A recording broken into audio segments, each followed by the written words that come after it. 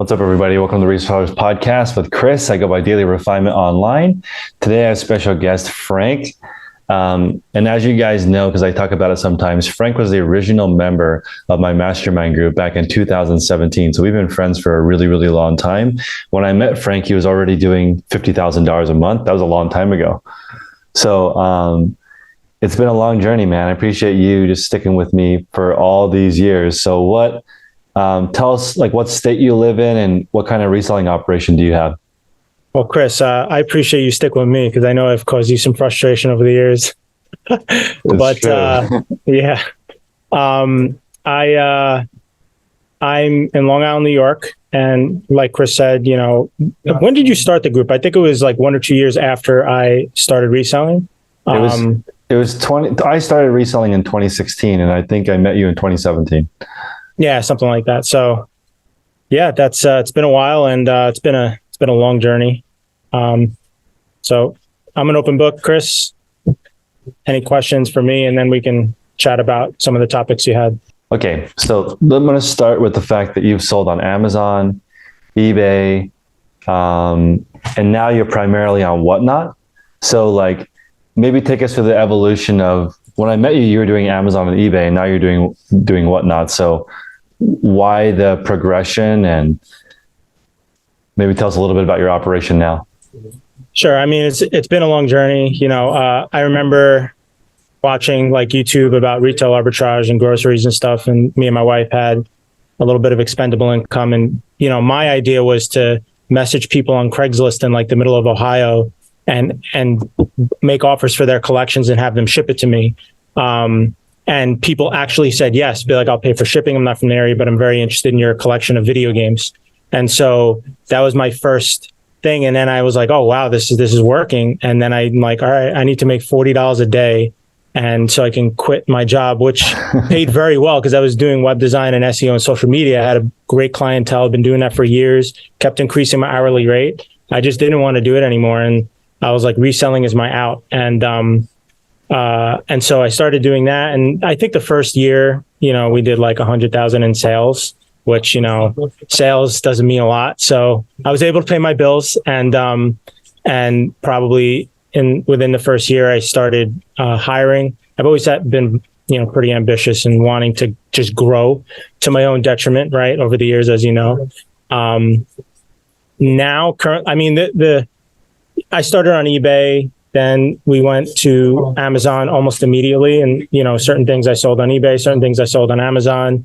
Then I was selling on Mercari. Then I was cross-listing across eBay, Mercari. And then on Poshmark at the time, I was selling used eyeglasses. And so we would sell all across three, because technically eyeglasses are an accessory that you could sell on Poshmark before it was just like clothing and accessories.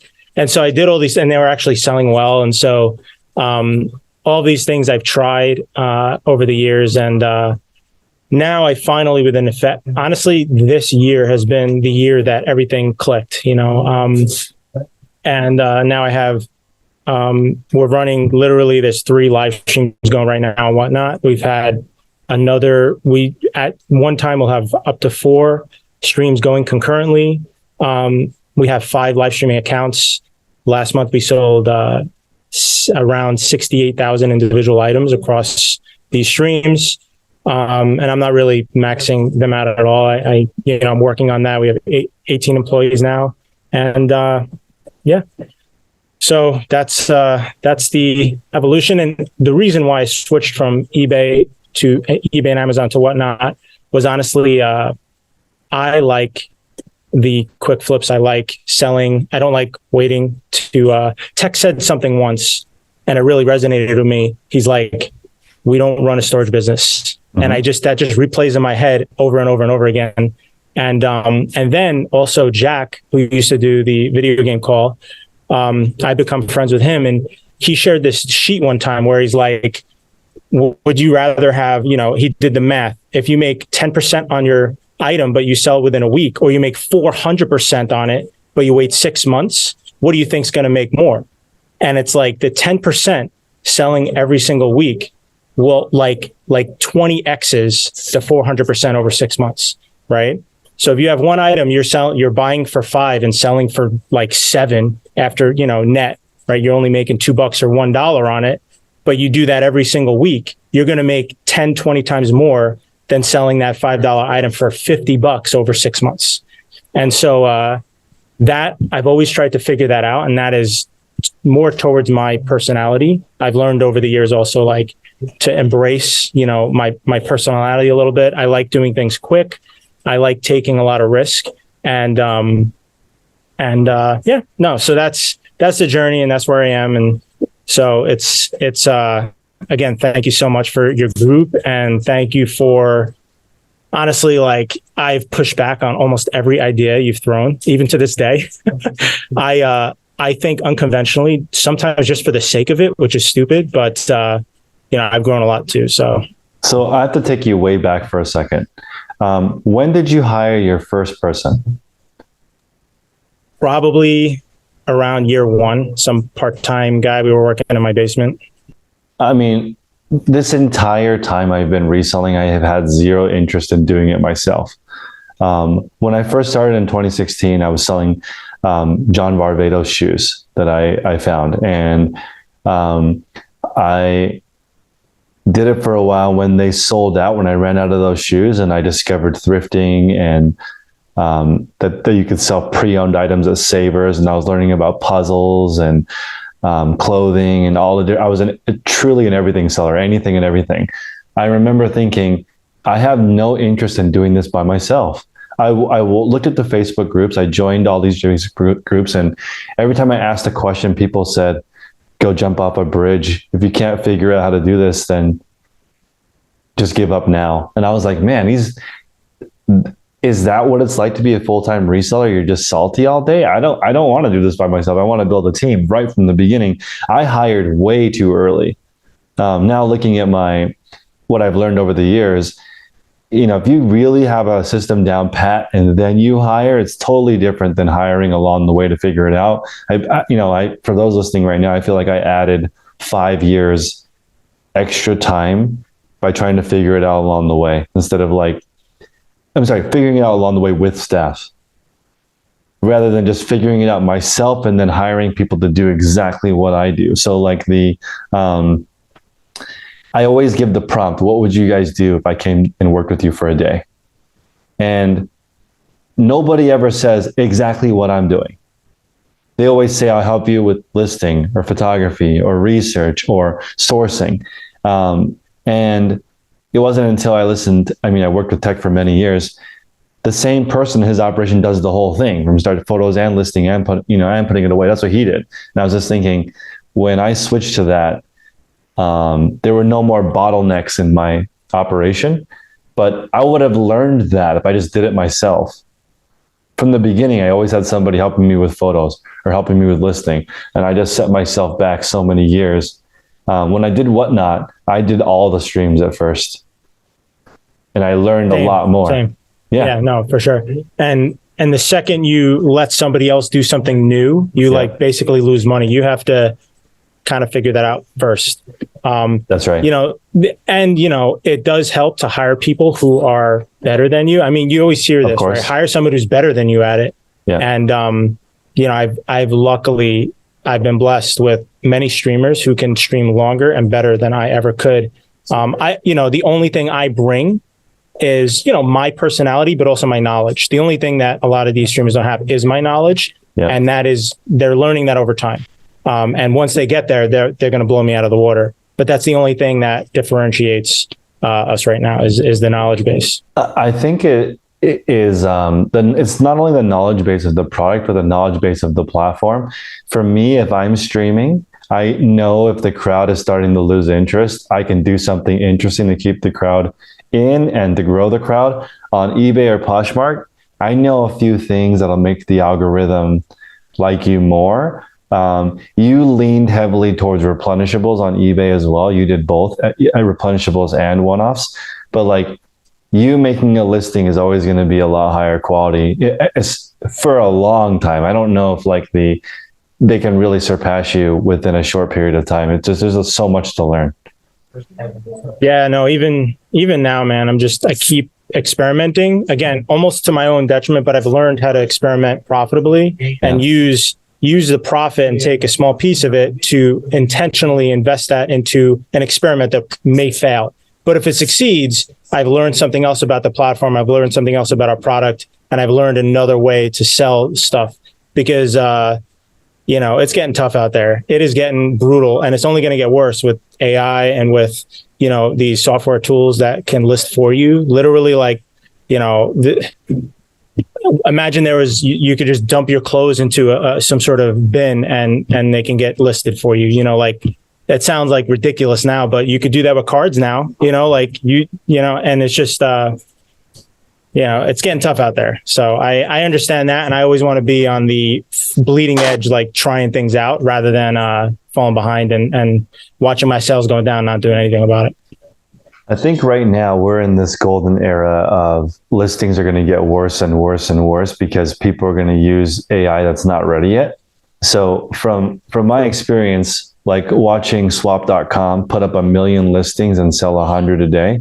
So we're talking about they list 20,000 a day and sell 100 a day. They were losing $5 to $10 million a month. Every month they need 100,000 square feet more because they never sell anything. They just keep listing and listing and listing. Their algorithm gets better and better at predicting what it is, but all listings are garbage. And they end up and I think AI is going to do that. People are going to, when the first machine comes out that you can throw your clothes in, there will be a line out the door. All those listings will go up. None of them will sell. And it's just interesting that right now I feel everyone anything that's a shortcut, they will try it. And I think we right now have this short window of time where we can all make a lot of money because AI is not good enough yet. Well, here's the thing, Chris, I'm realizing, we were talking this morning on the call about how tech lists versus how we list with the sell similar. Yeah. And it's because he has a database that he already made over years. Yes, that's right. And so that database doesn't have UPCs connected to it, but it has every keyword. Yep. And so he doesn't have to think about the keywords. He doesn't have to research them again. They're already there. Mm-hmm. And so when I list video games, and I know I'm starting the call next week, I believe, but video games have UPCs and they all have model numbers. And so I'm in the process, in my mind, I'm like, how many times do I have to scan the same game over and over and over again and come up with a price for it? So I'm literally, painstakingly documenting every single Japanese PlayStation, game, PS2, PS1, GameCube, the whole gamut. I have the whole list I'm making. And so now I can look up the price. We can get the model number and UPC. And the next time any of my employees scans it, it's already has the title, which is hard to get at, has the model number, the UPC and everything. We can just copy and paste. And so, and that's like step one. Step two is adding all the photos and everything. And so, but I think the key is creating your own little database and sticking within a niche. Whether or not that has UPCs or barcodes or anything like that. The reason why it's so easy to list on Amazon and you can list 10 times as fast is because they have their database already. They have everything already listed. All you got to do is hit a button, add to quantity, and slap a sticker on it. When you manually have to create your own database and you do it over and over and over again, I just think there's so much value in figuring out how to not do it all over again, reinventing the wheel every single time. No, that's exactly right. There's probably around 30 components of a listing. There's 10 words in the title that you should try to get as accurate and as on point as possible. You have photos, you have item specifics, condition description, pricing. All of those are things that you have to learn if you don't know, if you've never done it before. You have literally no idea what an item is worth until you look it up. But if you've already looked it up, then imagine if you just sold something and you just found the exact same thing again. That's what it's like when you are an expert in a category because you know the market for everything, how to list it. And I think that the way that we're trying to build our businesses now, for me, the biggest variable is not having consistent inventory. It's never the same exact inventory. So the variability causes a lot of the processes to differ. And this is, it's a little bit of weird timing, but I had already decided like a month ago in 2024, I'm not going to grow. because I am so uncertain about the quality of inventory that I'm just going to take it slow and just keep it the same all year and try to get a grasp of the variability of the inventory, because there's so much uncertainty right now in retail. And one thing I think AI will do is I think it will help companies predict the demand. So when they're making a sweater, right, maybe they can use AI to test a bunch of different websites and figure out how many red sweaters are going to sell, and they'll make 100 and maybe they only sell 80, and that's okay. But like sometimes they miss the mark and they make 80,000 of something and only 100 sell. I think AI will fix that and they'll do a better job of helping companies decide how to get the right amount of stuff to customers, and it's going to make reselling a little bit weirder, because all these brands that sell brand new will not only make less new goods, but they'll also start selling used goods with this database that they're building. Levi's, Patagonia, they already started buying their own stuff back. You know, it's funny how there's enough clothes on this planet probably to clothe everybody for the next 10 years without even making a new one. I mean, this is my speculation, but you know, the amount of waste, you know, you look at like how much fresh water it takes to make one pair of denim jeans and stuff. It's like, this is a complete waste, you know, and this is why I'm like, I'm never going to sell new stuff. I just love the used game. I love the pre-owned stuff. And I feel like, the more we optimize this, the more we build this community, it's actually better for the earth, you know, like I'm not a big climate guy, whatever, but I do like being, you know, frugal and resourceful. And I think that's just a good thing generally. And I just think that, you know, that's a huge thing to consider and think about. Right. And the thing is, you know, you walk into Goodwill right now and a pair of jeans is $15, and you walk into, you know, your outlet and a new pair of jeans is $18 or $20, you know, and it's like, how is, you know, I looked at the history of like Goodwill, the history of Savers and all the, you know, the history of Salvation Army and what they've turned into today. And it's like, it's kind of a, you know, they've kind of lost their way. And I feel like, you know, I do have ambitions to grow and continue to grow and go in every category and whatnot and do all these things. But like, you know, there's a lot of room for if you put up, you know, your own thrift store and just took a little bit less profit, everybody would come to you. It's not that hard, you know? No, and that's something that I feel it's a little scary, that a pre-owned pair of jeans at Goodwill is $15, at least in California, and you really can go to the outlet and get new jeans for $18. It's wild, and every single company is running 20 to 80% off sales. So guys, we're recording the podcast right now in front of a live group for about an hour, and then after that we'll do the $99 tier for coaching, which is the format has evolved a little bit, and now it'll be every week for that call. And just a reminder for everybody in YouTube land, I'm going to do a high level call on Friday for everybody and present topics. And if you guys want to just come back at me with a topic, then we can just communicate via email. Like as an example, tonight's call, the topic is, what would you do with twice as much space? Or what would you do with twice as much money? I guess I can ask Frank that right now. Frank, if you had twice as many resources, what would you do? Twice as many space, twice as many people? I'd worry twice as less and not spend any of it, because I've grown too fast before. And then the twice as much space, I take that space and leave it empty, like you were saying, because I agree with that 100%. I'm very tight here. I'm actually considering looking at a space, doing the same thing, but in a bigger space, just to give some space, you know, to grow a little bit, but also like just to organize things. Sometimes I hate coming in here. Like, you know, everything's on wheels, which is great, and we can move things around, but it's a little clunky, and we're maxed out. You know, we're maxed out now. We do what we can with the space we have. You know, I'm cranking out all this stuff, and I have a 400 square foot detached garage and a 2,000 square foot warehouse, and we're running 5 streams. You know, the mail truck comes twice. It's like there's constant things going on. We barely have enough parking. It's a bit of a headache, and I think extra money and extra space would alleviate a lot of my stress and give us a little space to breathe. I agree with you. Yeah, twice as much space. means easier sorting for me. And right now, I can't wait to get the new warehouse tours. It's like 50% empty. And it's just so nice walking in there, not bumping into anything, plenty of room to sort. It allows you to actually get ahead because you can visually see everything that's happening. Yeah, 100%. Visualizing stuff that's why we've tried, I don't know if you see, that's red, and then there's some that are green. I've tried so many times to color code things and stuff. We just don't have the space for it. It just doesn't work. You need some extra space.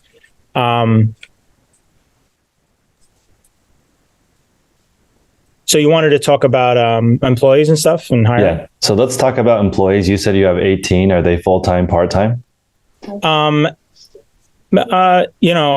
It's more full-time than part-time.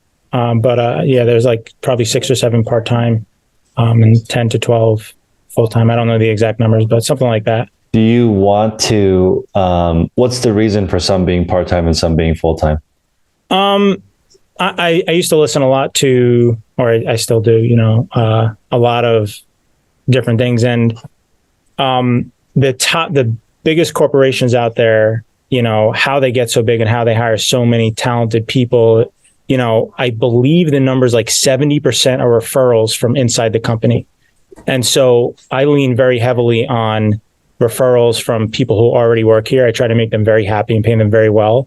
And then they know my standards. And when they recommend people, they know that don't recommend your lazy friends, recommend your professional, talented friends, right? And so I have a process for all this, but I'd rather have somebody who already has a little bit of trust and goes through the filter of someone already working here and know what the work's like and thinking their friends are going to have a good fit. I'd rather take a part-time person like that than and do less work. I hate interviewing. I hate, this is something I'm just no good at it. I'm 50-50, which is flip a coin and, so I have all these filters along the way when I do hire, but, some of the best people here I've hired from Indeed.com. And then some of the best people here are also referrals, from other people who work here. So it's just easier when you get a friend of a friend or something. It is easier. Yeah. So, but I do have, so I'll talk about my filtering system. So, and let me know what you think of this. So I put an ad on Indeed and I definitely use keywords because we are Pokemon cards, video games. So people who are interested in that kind of stuff, they definitely apply because it's fun. It's funner. But inside of my description, I'll make a Calendly and a Zoom. And in my Calendly, I'll put the Calendly link and I'll just schedule out 2-hour blocks Monday through Friday where I'm accepting appointments for interviews. And inside the description of the Indeed, I put a link and I'm saying, if you'd like to interview for this job, please schedule an interview using this link. 80%, 90% of the people who apply to the job do not schedule an interview because they're not, it's just they probably just click. Maybe I'm letting some talented people slip through, but they're not reading the description, nor do they maybe understand or know how to follow directions. So that's one filter. Then they schedule a Zoom interview. So I'll have it's packed out for the week, right? 40 Zoom interviews. You know how many people show up out of the 45? People just don't, I'll go into the Zoom interview and they just won't show up. And so, and out of those 5 people, they've already went through 2 filters, right? Did you read the whole job description before you apply for it? Do you know how to, schedule something easily? Do you know how to be on time? Do you know how to use Zoom? These are kind of basic things that I would expect from somebody who works here. And, it's just a filter. So, and then by the time they get to, then my other filter is these are just 10-minute blocks. So it's I'm just putting you on the Zoom. Do you know how to communicate well? Do you have some job history? We'll talk for a few minutes and then I'm going to invite you in and I'm just going to give you a 2-day trial. So no strings attached. Don't go quitting your job. I'll pay you for it. Come in. I want to see how you work. So I'll literally show them around. I'll be all right. And I'll throw them into streaming or just watching streaming for a little bit. We'll easily, we'll gradually put them in or shipping, same thing. And you'll know within, 15 to 20 hours, whether they can handle it or not, whether they like it. And so I tell them it's like, it's either, we're not a good fit for you. And I've had some people be like, you know what, this isn't for me. And then the other way around, be like, you know what, I don't think this is a great fit. I'll pay you for your time, but that's it. And then if that works out, then I fill out the paperwork and my success rate's gone way up if I use my judgment well. And the times I had made the mistakes, I look back and I'm like, I know I shouldn't have hired that person. I just didn't follow my gut, I have a similar process. I have 7 full-time people and I only hire full-time. I just find I get a lot more commitment and seriousness for hiring full-time only. I have the same thing on Indeed where I have a series of questions, and if they don't answer the questions or click to schedule an interview, they are immediately eliminated.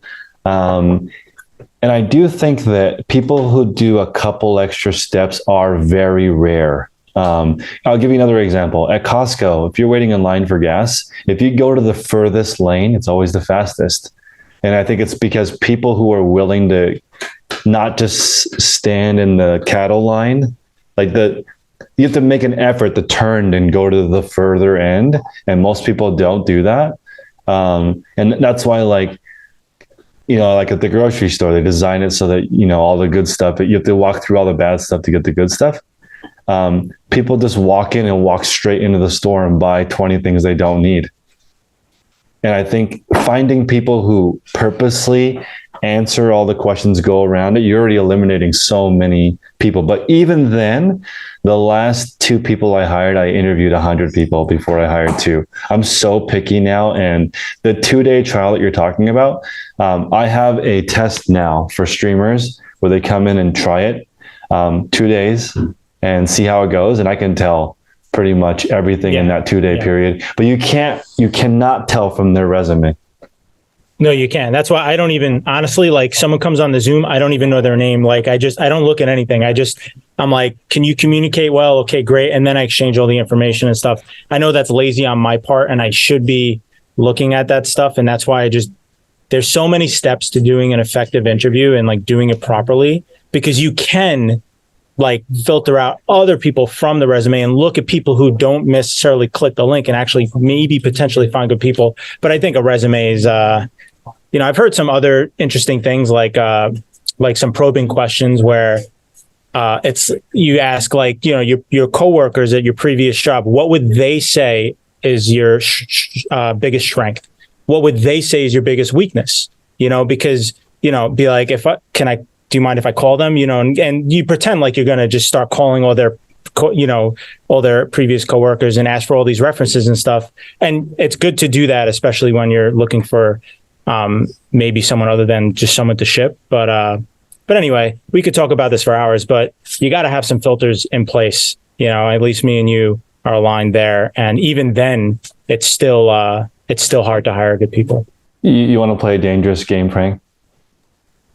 You know me, I love risk. Okay, what do you think is my biggest weakness and strength? And then I will tell you what I think your biggest weakness and strength is. You did have shiny object syndrome for a while. Yeah. But you've definitely made a lot of progress on that.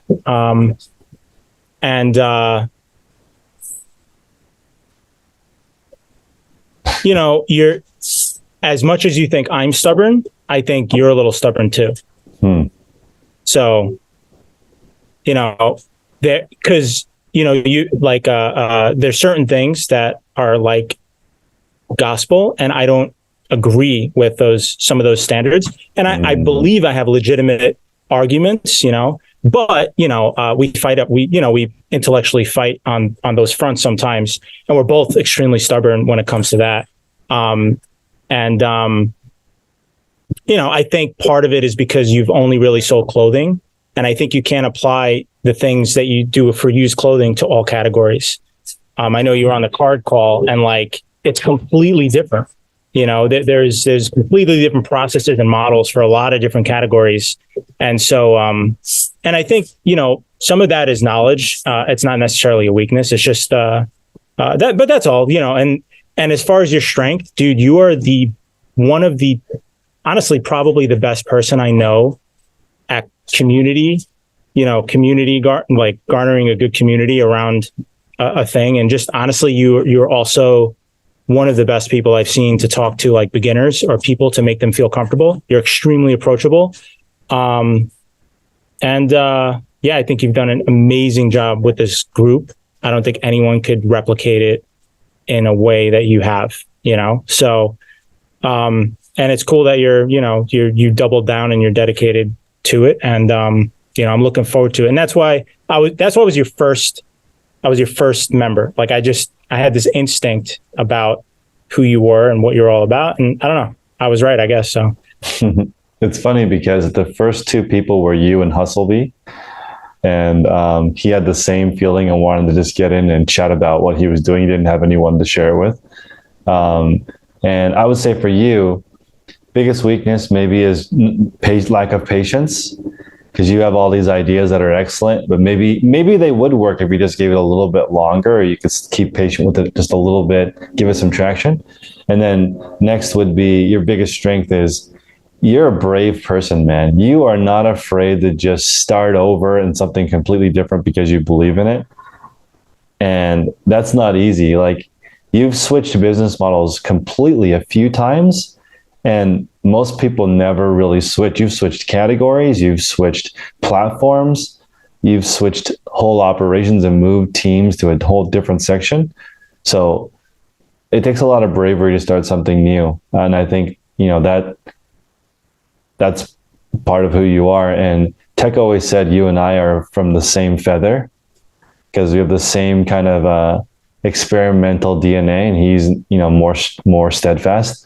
But it's been cool watching you over the years. You've done a lot of different things, and you're very knowledgeable on 10 plus categories. So maybe you can tell us a little bit about how you explore a new topic. Do you listen to every single YouTube video about it? How do you learn something?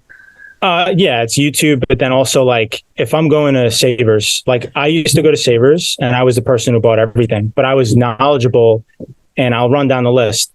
I wasn't the best with clothing, but I knew enough to skim by and get really expensive stuff. So I would buy some clothing, some jeans. I didn't even touch the women's. That was the one thing I never really delved into, but I would go to men's everything. I would go to shoes. I'd look up, but I would go to the CDs and I would scan every single one. I go to the vinyl records and I'd sit there for 8 hours and look up every single vinyl record. I'd scan them and I type them in Discogs, and I'd figure out what the print was and everything. I go to garage sales and just stay there for hours and look at everything. I would love to buy large collections and then go through one by one. I've looked up every Magic card. I've looked up every Pokemon card. I've looked up every Japanese Pokemon card. I know all the little intricacies about all of that. The toys, the figures. I would just buy massive lots and collections and then go through one by one and look them up. And I am blessed with a good memory. I do remember stuff really well. So, and same thing for books. I would go through books. I used to contact, this is a great sourcing method for books or even for anything. I contacted every estate sale company on Long Island. And I said, if there's any large collections of books after the estate sale, I will give you money if I can come pick up the rest before you throw everything out or clean everything out. So that people will call me. I would get 2, 3, 4 phone calls a month. I'd rent a U-Haul. I'd go to the house. I'd give them $250. We'd fill up the U-Haul, come back, and 70-80% of the time would be thousands and thousands of dollars worth of books. I did this with Savers too. They would have overstock stuff overflowing everywhere. And I was there every day. I made friends with the manager and I was like, look, you got extra stuff. I'm here if you want to, I'll take it all, and so I'm the guy who takes it all. And if you take it all, you start looking up stuff and you have a pretty good memory. You can that's how I know about so many categories. And then even on Amazon, if you study the ranks and then you scan thousands of items, you get a good idea of, you could just go through board games, you can go through toys, you can go through, I've done the retail arbitrage and everything, it's just, it's a lot, man. But if you go to the thrift store and you go to a category you want to learn and you don't leave until you've looked every single item up, you will learn, and you do that at all your thrift stores in the area. And if there's no good CDs, okay, go to another category. As long as you're not like I really wasn't into women's clothing at all, but I was interested enough in making money, and it was easy enough to do CDs, and I was interested a little bit. I loved video games, but there wasn't a lot, so I had to go into all these different categories. So that I would do a 3-hour trip to a couple of thrift shops and just fill up my car, and I was an everything seller. But as you know, I've niched down now because that is the smarter thing to do, the Jeff Bezos method. Start with one thing, and then as you make money, don't abandon that and then do something else. Keep that going, and then maybe you can add another category later on, as long as you maintain the one you got. That was a long-winded answer. No, that was a good one. I wanted to ask if you wanted to share your $1 brick and mortar idea. I know this is a live podcast, but it was a really cool idea. No. So, I'll share it all, right? Because this is not easy, and it's extremely difficult to do what I'm about to say. So I have no problem sharing it, and I think it's definitely a novel idea.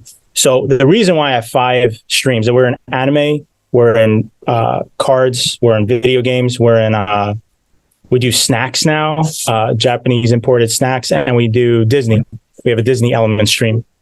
And so I have all these streams, but I don't want to just be there. I want to be in all the categories. So once I have, let's say, 20 categories I sell on Whatnot, and I'm able to move 2, 3, 4, 5,000 products a day in each of those categories, I can go and buy a storage unit and just sort it out into categories and sell it.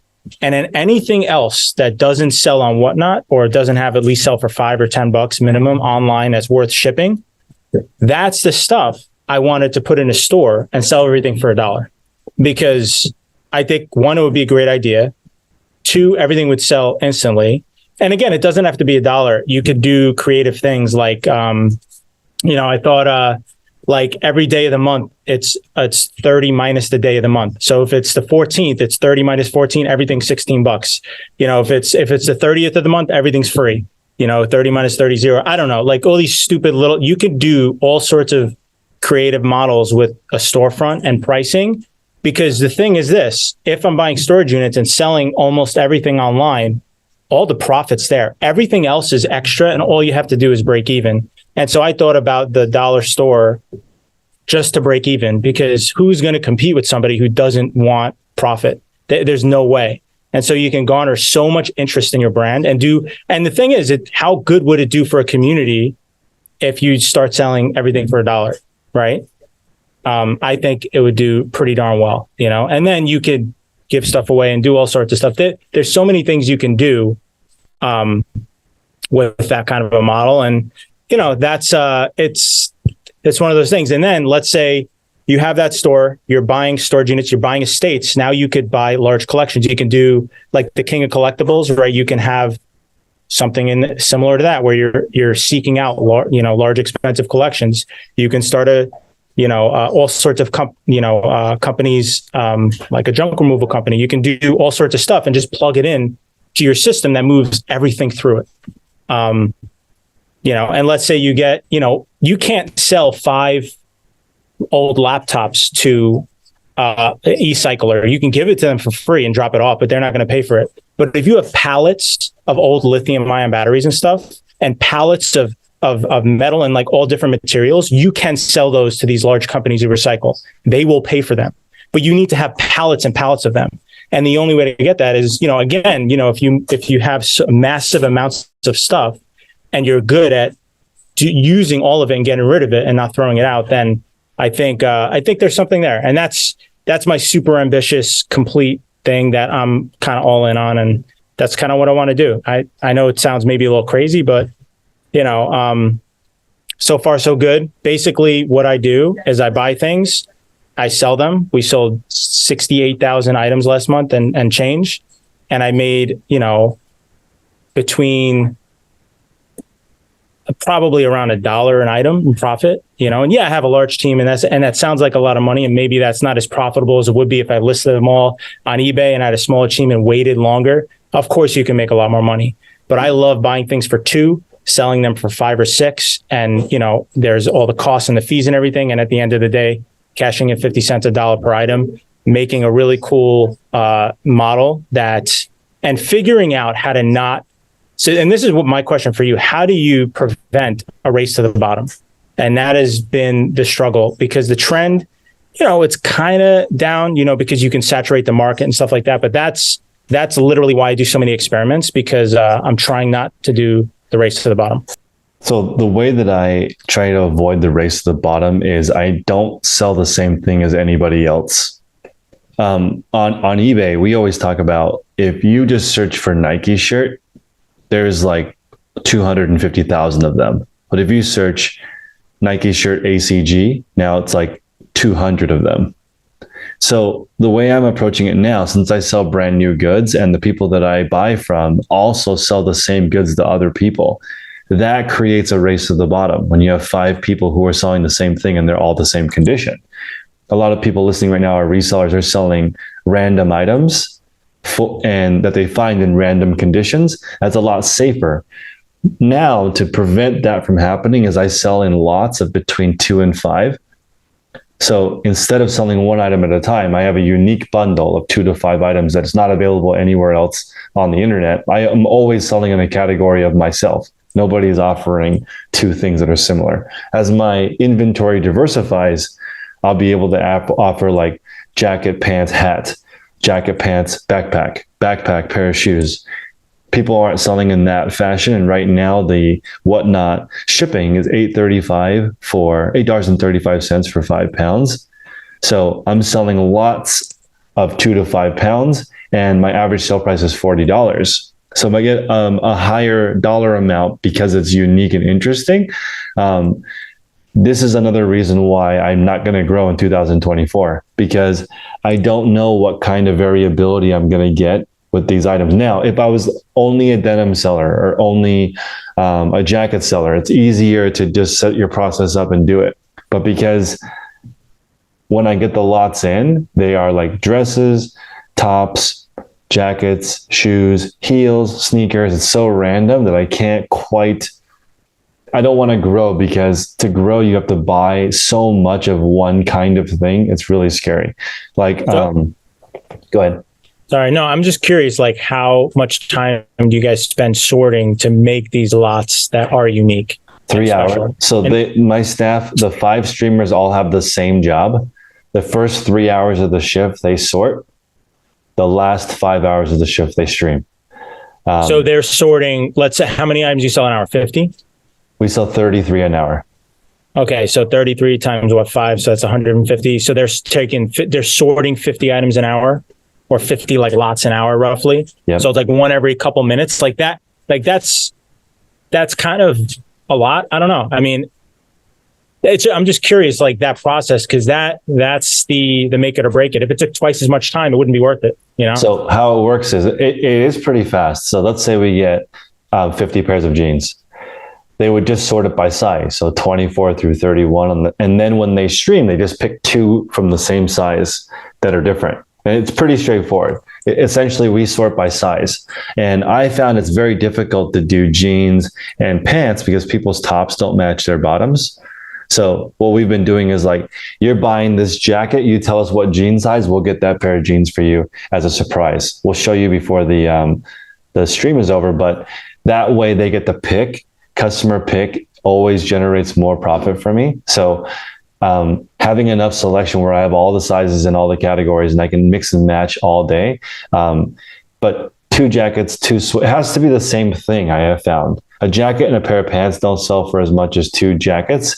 2 pairs of jeans in the same size sell better than 1 pair, because people are paying 1 shipping. What's the price threshold where you would sell something separately or just by itself? Like, is there a price threshold, and how are you training your employees to do single stuff? When they think 1 will go for 40. So and how do they develop that knowledge? So they'll learn. So like, we just bought 15,000 jackets, and for them, they'll notice that the ones that are real leather, they'll go for more. Ones that are suede will go for more. Ones that are asymmetrical moto jackets, those are more popular. Those will go for more. So it's the style. And then also, when the double goes for like $70, $80, the next time it comes up, they'll separate it. So my goal for them is all the numbers that I do are based on them doing 120 auctions a day. That's the numbers that I need to make it work internally. But they're regularly streaming over 200 lots a day because it's set up pretty streamlined. Another question. So how do you, let's say you get 1,000 of the same exact item. How do you spread it out over the next year and just keep it in a corner and try and sell a couple a day? Do you do it in lots of 50? Like, how do you process that? 1 year.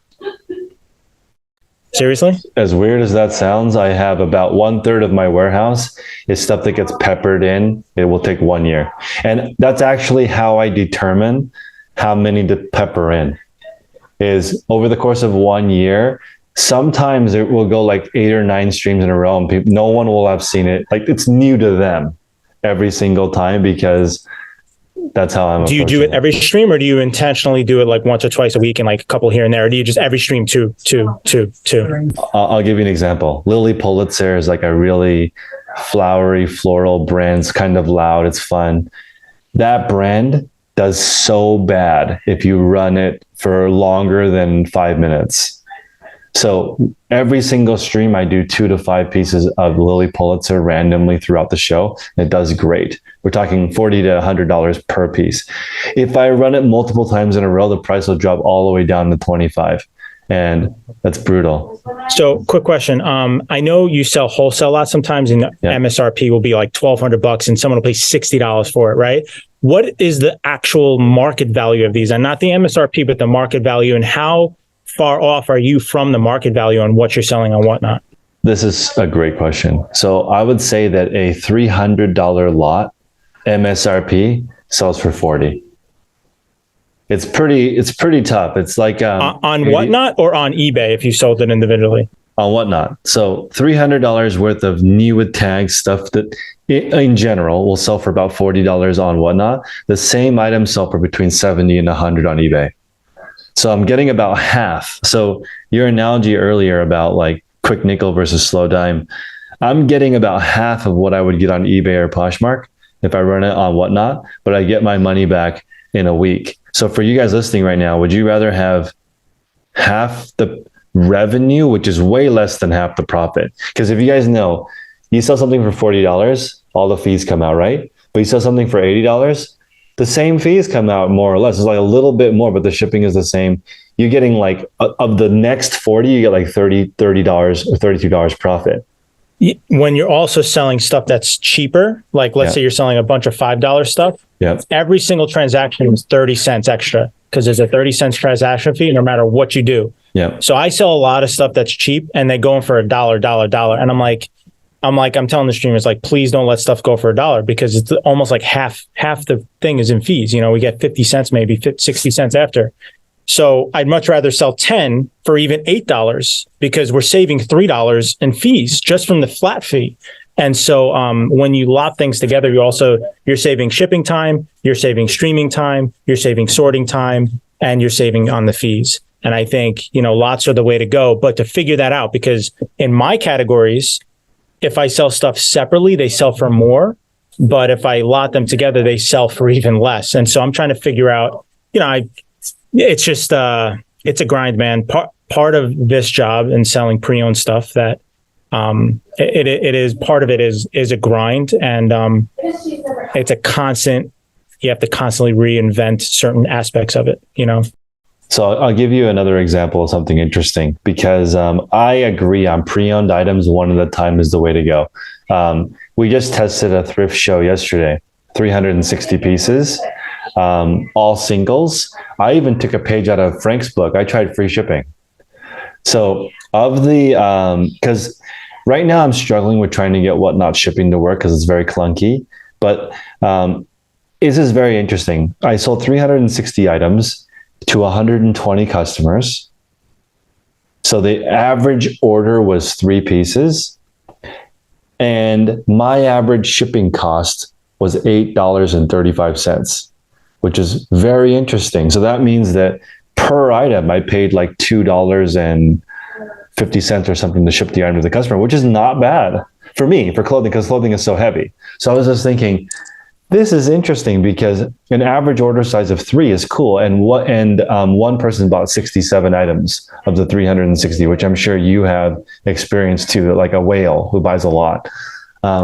So I want to do the model that I want to do is $8.35 max shipping. I haven't quite figured out the app because for some reason it cuts it off. I found that having a flat, like even not even $8.35, but having a flat, because I've tried free shipping, I've tried reduced shipping. Reduced shipping at $5 will probably make you the most money because people want to get invested to get the free shipping, but because after they spend $5, it's free. So that'll probably make you the most money. But to get the most new people in is free shipping. You're going to get a lot of new buyers. But I made the mistake of doing free shipping with a coupon, and I paid so much in shipping because there were so many extra new buyers. You can't have too many new buyers. You can't have too many people buying 1 or 2 items and that's it. Otherwise, you're going to get killed with free shipping. But yeah, if you do the math, the other thing is if you do the math, it's even or you're ahead actually with free shipping. But the only thing is once your audience gets used to free shipping, it comes down a little bit. So if it's like an event, right? Stuff always does more when you make an event, and free shipping is like, hey, it's our free shipping event. But once that event is every day, it kind of loses its luster and the prices kind of recalibrate. So just FYI, if you're going to and that's kind of so I asked all of my buyers, we have a Discord and everything and all the streams like, hey guys, what do we excel at? What do you keep coming back for? Just because I wanted some insight. And they're like, free shipping, free shipping, free shipping, free shipping. Like there's other things, but like free, I'm like, and every time I think about taking free shipping off because I think I might make more money or capture more, I'm just like, look, if I can stay in business and stay profitable with free shipping, every single one of my customers loves it. They come back for it. And it does make it simple because when you buy something, you don't have to do the mental math. It's just like what it sells for is what you pay, and that is actually very helpful. It's a convenience for the customer. So not only you're saving them money, but it's a convenience for them. And you potentially introducing new people. Whatnot used to have the free shipping banner, which brought so many more people in, and they don't have that anymore, which is unfortunate. This is like such an interesting conversation because the free shipping is the only kind of shipping that there's no questions. And that makes me wonder because any other kind of shipping during a stream, or if you're selling on eBay or Poshmark, the most common question is, do you combine shipping? Do you combine shipping? What's the additional discount for more than one item? And it's so much easier to offer free shipping. And if you get more, you get 5% off if you buy more than one. And I just think to myself, that is how I love to communicate. But then profit-wise, you make a lot more money charging shipping per item. But 100%. Pretty much instantly, your customers will be like, I don't like paying shipping for every single item. So you got to kind of weigh it. For those of you listening right now, you make more money charging for shipping, but you're going to have less customers. So can you get enough customers to offset that is the question you have to ask yourself. And this is why I have a very, very detailed spreadsheet that kind of does all this math for me. So I can see trends over time. I can see exactly what the percentage of shipping that I'm paying per item and kind of do all this math and make decisions based on that. And like eBay by itself and Whatnot by itself, the data is sometimes really hard to get at the numbers that really are really important. You got to do your own tracking and stuff. So, yeah, like I have the streamers, every time they're done streaming, they have one master spreadsheet. They put their stream in, the duration of how long it took, the shipping costs, the revenue, how many items they sold, and then it does a bunch of formulas based off of that. How many items we're selling per hour? What was our sales per hour? What was our average sell price per item for that stream? And those numbers I track over time, add them up per month, and I can see month to month, was our average sell price more? It was less this month than last month, but we sold 10,000 more items, therefore we made more money. And the next thing I'm working on is try to get expenses in there. I've done. Oh man, accounting is, if you can get that down, like that is gold, what's up? All your streams have 5.0 rating? Yes. One swings back and forth between 5.0 and 4.9, but they're all 5.0. Yeah. tens of thousands of reviews. So I have a question, because I have 20,000 reviews and a 4.9. How would you suggest I get to a 5.0? I think I can do it. It rounds up eventually, right? Yeah, it does. It rounds up. And I think, it's just doing everything well and being, I think the number one thing is the streamers know you, right? Like there's that connection where they give you the benefit of the doubt. We lose an item sometimes, but we leave a little sticky note in. We answer. We basically just defer to giving people refunds. Yep. If they have an issue, we just give them a refund. This is not worth it to argue back and forth. So we give refunds. We always accept most cancellations unless the same person is abusing it over and over again. We just kind of generally accept all cancellations. We don't give people a hard time. You don't give people a hard time, they won't give you a hard time. And that's kind of, and you just, you meet the expectations. Like if they ask you a question, they want you to respond within a couple hours. That's reasonable. If you missing an item, they want you to, at the very least, like refund them, like these things, like if you try to battle and fight that, that's where like the bad will comes in and it could potentially affect your reviews. Just do a good job. If you just even meet expectations, not even going above, just meet them, you'll get a 4.9 or 5.0, and then going through and looking at the few that are negative, and for me, a lot of it is the reason why we have a 4.9 and a 5.0, we swing back and forth in our card stream is because we don't accurately grade cards and we kind of do it on the fly. And some people miss it. Some people miss that little crease or that little ding, and card collectors are so I would have to like change the whole way I do it in order to maximize that. But I'm considering like a lot of different options because technically, doing that in a better way would definitely be a better way to do it. It's just, it's tough. You was asking in the chat if you think you can get higher prices with free shipping. The first show you do free shipping, we got like double the sales. Like it was insane. But then it levels out and evens out, and it evens out a little bit lower. Like honestly, I'm making like 20, 30, 40 cents less per item, which is a huge hit to our profit. But I'd rather figure out how to make the money somewhere else. So we need the amount of new buyers that come in need to offset that. And so doing other things in conjunction with free shipping to get new buyers in is the strategy I'm going for. So, I mean, if we take free shipping off, I've tried it. I went back and forth 1 or 2 months and it's literally half the viewership. It's still great. I could still run a business and everything. I've always loved free shipping, and that's kind of a me thing. I'm a little stubborn with that. Like I don't know. People love it, so, and if you can, I think there's certain things, if you could stay in business, if you could stay profitable and serve your customer better, I mean, it's kind of it's when you don't do that, it's almost like choosing your profit or more of it over the customer you're trying to serve. That's not a service. That's a selfish thing. Does that make sense? Yes. It's like, do you want to make a lot of profit or just a little bit less and give something to your customer that they want, And so that's the kind of way I think about it a little bit. I know it's not possible for some people. The reason it's possible for me is the massive amount of volume we do. So there's some shows we sell 1,000. There's most shows we sell 600 or more.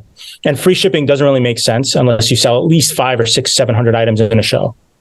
At the $5, $6, $7 range. When you're selling stuff for more expensive, you can sell a lot less. If you're selling stuff $20, $30, $40 and up, you can afford to, depending on your margins, sell a lot less items. For us, in order to pay for the shipping, we have to sell 500, 600, 700 items per show. So this is interesting because the last couple of weeks I've been spending some time at Dolls Kill. They are the only brand, as far as I'm aware of, that sells on Whatnot.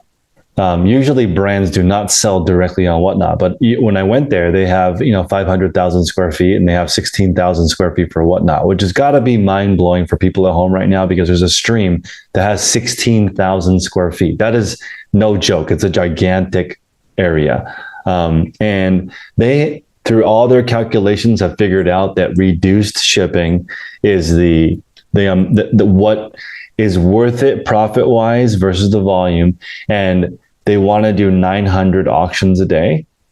And they have found that one stream, 900 auctions, and They use tactics like they SMS their Instagram followers and they post on social media in their stories, and they spend $1,000 per day on SMS texting.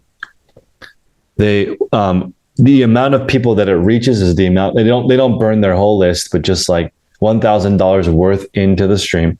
They do 40,000 a day per stream. I'm sorry, it's only one stream. 40,000 per day, one stream, 9 hours, about 9 or 10 hours, 900 items, 100 items an hour, fast 15 seconds. And I thought it was interesting because they have a TV screen that has the chat, so the streamers can see it without eye strain. 2 streamers stream the whole time, so it's fun and they're not getting tired. There's a runner that presents the next item or lot. And that runner, their job is their entire day is planning the 900 items that go in order on rolling carts. And the people that are streaming genuinely do not know what's coming next. They're excited when they see the lot because they don't know. So they're going, bam, this is our thing. So cool, 15 seconds, go.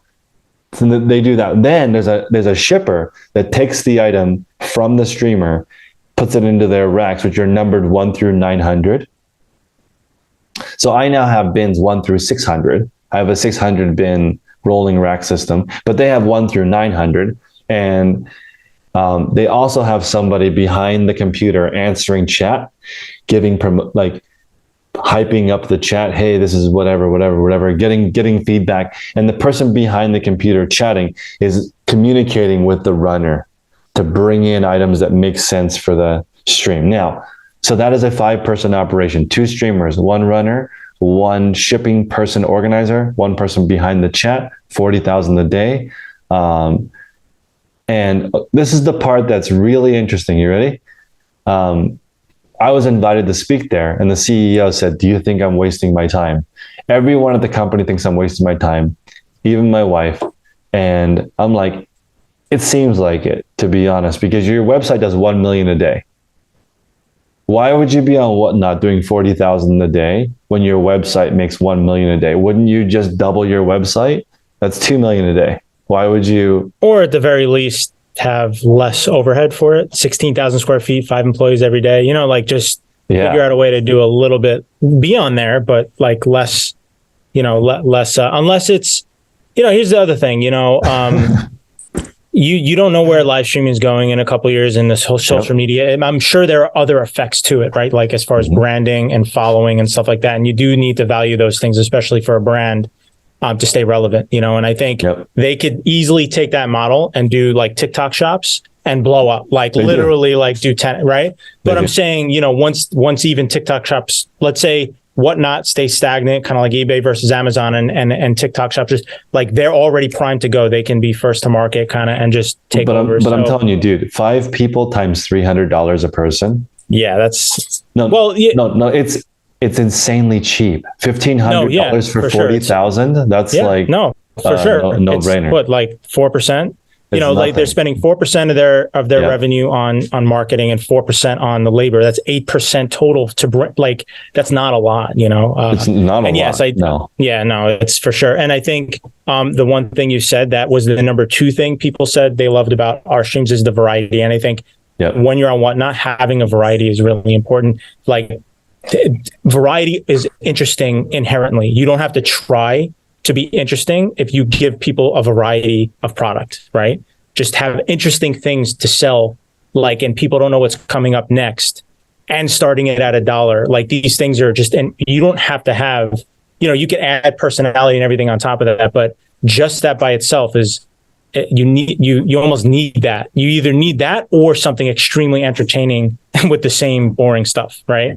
You can't have one with that. You can have, what am I trying to say? You can either be extremely interesting and very entertaining and have average product or whatever, and people will watch, or the other way around, extremely interesting, expensive or unique product. And you don't have to be the most interesting person in the world. You don't even have to show your face. None of our streamers show their face. That's another huge thing. And none of your streamers have a social media following. So no, I don't have a social media following. I want to, I have intention to, but you don't need that to. We went into a new category And it's good now because we leverage our existing followers and say, hey, we're starting a new stream. And I take, like, we started snack and elements, right? And basically I took a bunch of snacks and sold them on all of our other 4 streams and said, go follow snack elements. Here's a taste, here's a taste of our new stream. And I just sold the snacks. I said, go follow. And now it has, followers, and we just came out the gate, 100 people on our first show, and every show has at least 40 or 50 people, and we don't have less than 1,000 followers. You can 100% show clothing without, you just put it on a hanger. You don't have to be in it. Or you can kind of, like, I've seen plenty of people, I can only see their arms. Yep, definitely. You don't have to show yourself on whatnot. The personality can be your voice. And if you have enough diversity of product, it'll be good. You should put your handles in the chat and people can check it out. But the main one is game elements, right? Frank's going to put the usernames in the chat, and I'll put them in the description of the YouTube video as well. But I think that element of surprise, making it interesting and fun, really, really, really goes a long way for making the stream interesting. And I think that everyone right now, because our group is mainly eBay and Poshmark sellers, they should consider adding in a live stream. So I guess that'll be my final question for you. Those people listening right now that want to start a live stream, what are your top tips for them? Do stuff that if you didn't have it, you wouldn't hurt. It's almost like, invest money that you can afford to lose. It's kind of like that. Like, take, if you have 1,000 items in your store, take 100, take 50, something that's not going to hurt you if you lose them, because you might sell them at a loss, right? Just get on there and try, because what was I listening to? The successful people in this world, they're more prone to action, and so doing things, not thinking or talking about things, but doing them. And you can't do what now without doing it. Just get your application in, get approved, and start a show. And if your first show sucks, try a different way. And if that sucks, try another way, because there's shows that start all the time that can get 20, 30, 40, 50, 60 people. You don't need a big following. You just need to have interesting product or stuff that's average, but you're starting at $1, 10-second sudden death. And you just keep running that until one person buys, and then 2 people buy, and then that person stays, and that person stays, and they're not leaving because they're getting stuff for $1 or $2. And you just keep doing that. And hopefully by the end, you've got, 30 or 40 or 50 followers, and you've spent maybe, let's say, $150, $200 in product. You sold them, but it's almost like giveaways, like you're giving it away at a cheaper price and giving value. And the people following you have a credit card, and they're willing to buy stuff.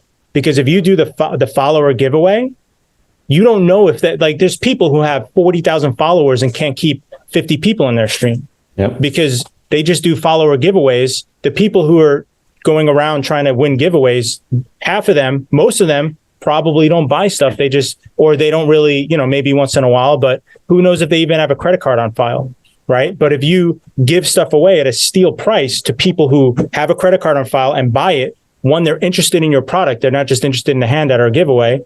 And 2, they have a credit card on file, and you get a follow. And you do that a few hundred times. The other thing is, if you're thinking of a particular category and you go to the thrift shop and you're doing your $20 profit, but you see something that you used to buy, it's $10 profit for $2, right? Why don't you pick it up for whatnot? Why don't you just gather a bunch of stuff that's a little bit cheaper that isn't eBay, because eBay takes more time, and you could just literally, if you do 10-second sudden death or 20-second sudden death on whatnot, you can do a 1-hour stream and sell 100 items. So it's just another thought. Spend $2, $3, $4 on stuff. Spend $300, $400 on, things you think you would sell on eBay for a $10, $15 profit. They don't meet the new $20 profit, standard, and just blow them out on whatnot and start building a following. Even if you did that and made your money back, but gained 15, 20 followers, you just got 15, 20 followers for 1 hour of your time, and you broke even. And that's how you gotta break into it, and just be very intentional with that. And just know in your mind, you're not losing money. You're buying followers. You're buying loyalty. That's all. I agree with that. I have a second stream that is pretty good and I didn't have to give anything away. So you can just run good stuff. I recommend running the same show every week at the same time. I recommend as much personality as possible. So I recommend being as consistent as possible and having the most interesting show you can. In entertainment is why half the people are there. Another, like during your first stream, have your next stream already scheduled so that you can tell people, hey, if you like this, even the 5 people you got, tell them, hey, if you like this, we're doing it the same time next week, or this when the next stream is scheduled, and they can bookmark it, and it's there and it's ready to go, and people know when to show up. So you don't lose any goodwill you got that time. So I've always, I used to do just pop-ups here and there. And that was one thing we switched, and we always used to just do pop-ups and people would show up. But now it's getting to the point where it does make a difference to pre-schedule your shows and let people know, and having a set schedule for sure. In the beginning, it doesn't, your first show, pre-scheduling it, may or may not make a difference. There's so much flooded, whatnot's kind of flooded with sellers. So if you schedule your show a month or a week in advance, you might not get any bookmarks. Don't be discouraged. Just start your show. Once it's live, then you get, here's the thing. During the day, right now, there's certain categories, there's nobody streaming. You can be the only one that can be live in that category. And so when you're searching, you'll be at the top. So go through the categories, and if it's something that, you can get stuff for, maybe not, but maybe there's a category or two in there that you're interested in, you can have a source for, and you can figure that out. Because some of the categories I want to get into, I'm for instance, snacks, every stream I've seen only has, there's very few that have a lot of concurrent viewers, but we're able to keep, 40 or 50 people in there concurrently because of our format. It's proven in other categories. And you want to keep, the last thing I'll say is you want to keep the show moving. If somebody new comes in, you have 2 seconds to capture their attention. And if nothing's for sale, and if you're looking through stuff, they're going to leave. But if you have something up for sale, they at least might stay and bid, especially if they see it and it's for $1, they jump into the stream, they might just swipe real quick. So you never know. You always want to keep your show moving, and dead time is a killer. I 100% agree with dead time. Plenty of people can hold 30 people in the stream without selling anything, just because there's no dead time. They're just talking, conversations with the chat. How's it going? Where are you from? What do you guys like to sell? What do you want me to sell? They're just talking and getting to know the people in the chat. And ultimately, people are looking for connection. I'm just gonna say one more thing for Frank, and I'm just curious, how many of your customers are repeat? Have you looked at the seller analytics? Yeah, we have probably around 80%. There's some, we do a fire stream, like all fire items and heat. We do it throughout the week, but we save them for Fridays. We have this fire stream. 99% of the people are already previous buyers, because we started everything at $20. Nobody wants to come into a stream where things are starting at 20. But we have an audience now who they look forward to it, and they know we're saving all the expensive stuff for that stream. And 99% of them are we don't get a lot of new buyers in there. It's we're serving our community by saving the stuff that's expensive for there. But yeah, with the free shipping, we get a lot of more new buyers. But without it, we get, there's at least 5 to 10 minimum new buyers every stream. We'll have over 100 buyers on every stream, and at least 10 to 15% of them are probably new, which is great. You kind of need that to do it every day. If you're streaming every day, you need new people coming in because there's people going out. Yeah, I was looking at my statistics. I have 2,000 customers who've bought more than 10 times. How do you look at the total? You can look at the totals? You can email them and they'll send you everything. All of that. I didn't. How long your average stream is, how much you make per hour. But it's okay, I've sold 80,000 things on Whatnot. I have 2,000 people who have bought on 10 separate occasions, which means that a quarter of my sales are just the same people, which means you can get a regular base of people who buy from you on any platform, 100%. not just Whatnot, but eBay and Poshmark. Same people can buy from you over and over again. And that is actually what this podcast is. That's what my YouTube channel is. I'm trying to give information that people would use their time and listen to again. And it's the same with the Facebook group and the Patreon. I'm grateful for everybody, but like, I also realize it's a business. Like, people are not here because they are doing charity. They want actual benefit for their money. So that's how I look at it now. Is maybe a couple of years ago, I switched to, I only want to do repeat customers. I want people to like what I sell so much, they want to buy it again sometime later. And you have people that buy hundreds of items from you a week. Yeah, there was one guy who I would make $1,000 mystery boxes just for him, and he would come in and buy them every day. There was 1 month he spent $80,000. Like, it was absolutely kind of crazy. And then I kind of lost him because I stopped Whatnot for a little while. I'm really stupid because at one point I've had, 30,000 listings on eBay, and they, it was a 0.5% sell through, but I didn't feel like maintaining it. Like you said, you call it bravery. It's stupidity, bro. It was really stupid of me to abandon things that were working, but they just weren't working as well as I wanted. And so I just abandoned it, and that's not good. And I've learned to not abandon it now, and actually build, because the thing is, it's an asset. If you have a database of stuff, that is an asset. Mm-hmm. And that is worth money, it's worth hundreds of thousands or millions of dollars. It's worth a lot. Yeah. I look at everything like that too. I want to add on. Like, if I want to sell on Poshmark, it's an add-on. It's not the same items cross-listed. It's a different item. So I have a different business that's added on. If I want to add TikTok shop one day, it'll be another department, different people, different stuff. I don't want like that's how I approach everything now, is adding one to the other. So Frank, where can people find you online? What are your streams? Maybe you can say them and people can follow you. So it's Elements with a Z. So ELEMENTZ, but in front of it is game_elements, card_elements, snack_elements, Disney_elements, and anime_elements. And they all have active communities. In all of those, you'll be able to find our Discord. And then as far as social media, I have a dead YouTube channel that I plan on reviving called Reseller. Reseller, RELIA sell. So if you want to subscribe, there's some really old cringy videos. Please don't watch them, but I plan on creating some content on there at some point. So Thanks, Frank. Appreciate you. And I appreciate you, Chris. Thank you. Thank you, everybody. We're going to call it